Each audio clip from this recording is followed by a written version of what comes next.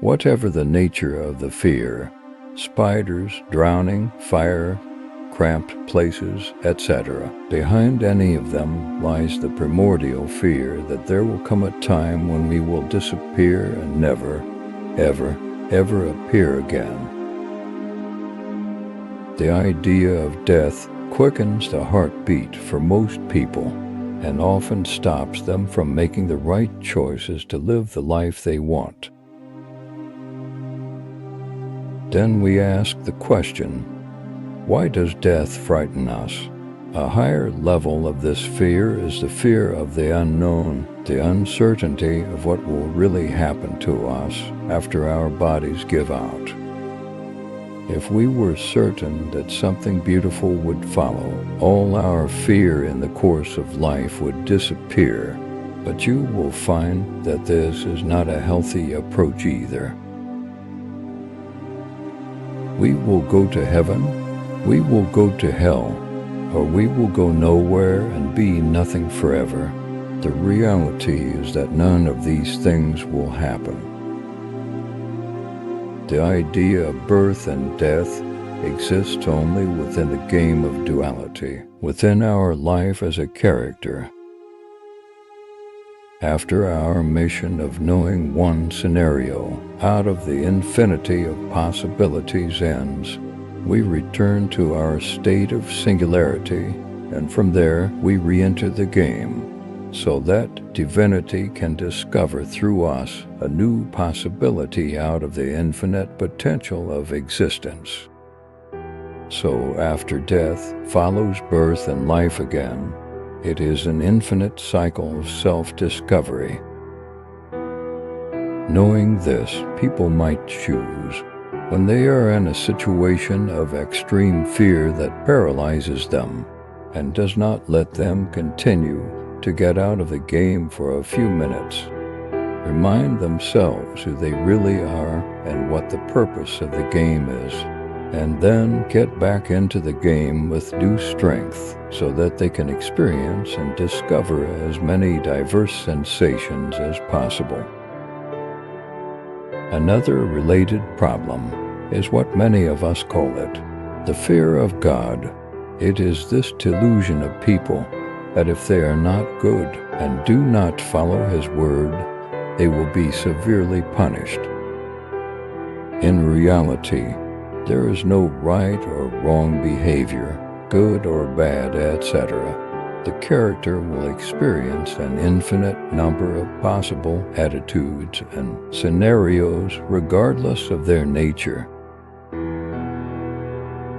The only certainty of duality is that any action of man will be rewarded or balanced by the universe with the opposite side of that duality in the same amount and intensity. For example, if you choose the courage to rescue a puppy from a burning apartment, you will automatically trigger an event where you will cower in the doorway in the face of an earthquake to feel the feeling of fear at the same intensity.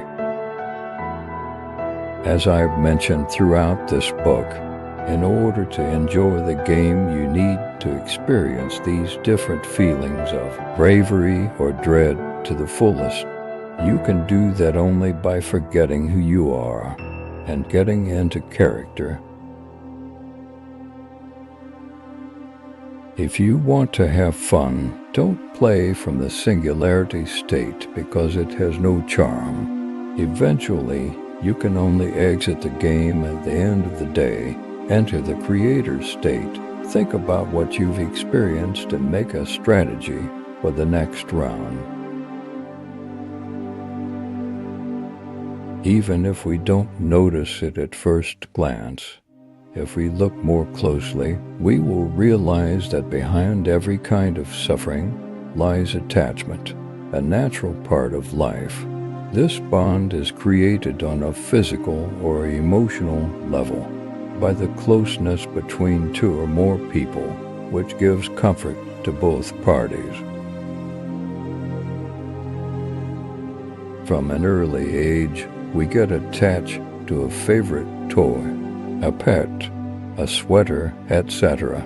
We invest so much emotion in those things that we often find it hard to lose them, keeping them as a memory until we die. The same kind of behavior applies to people, not just things. Any person we invest feelings in can hurt us the moment they disappear from our lives, and we can no longer rely on them. If we break up with the person we love, to whom we have also automatically become attached, we will begin to suffer. Losing someone from the family brings so much grief. Attachment also develops to emotional states. For example, you have iron health for a long time. You get attached to your current state that you are used with and you feel comfortable. You don't want to lose it. Suddenly, a tragic event affects your health, and that's when the pain begins. As a teenager, you have to move with your family to another city to start a new life. The attachment to home, town, friends, school, etc. will make you suffer for a while. Even tastes can become addictive. We all have certain favorite drinks or foods, but there are often times when we get sick and have to go on a strict diet and give them up. How hard is it for us when the salt or sugar is banned for a while? If you take an inventory of your life, you will notice that anything, person, situation that you attach on, love, or depend on will be slowly taken away from you. I'm sure you know people who loved their mother, wife, brother, child with all their being, but the universe made sure to take them away.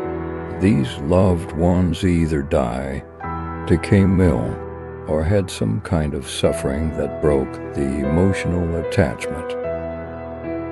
I'm not saying it's a bad thing to love, to attach, to depend, to idolize, but if you make an obsession of it and don't love soberly in balance, you will end up paying for the privilege somehow. Even the help you give to your fellow human beings or loved ones must be in balance. Many parents feel that they have to help their children or closed ones unconditionally and unceasingly for life. This kind of behavior will have serious consequences for those helped.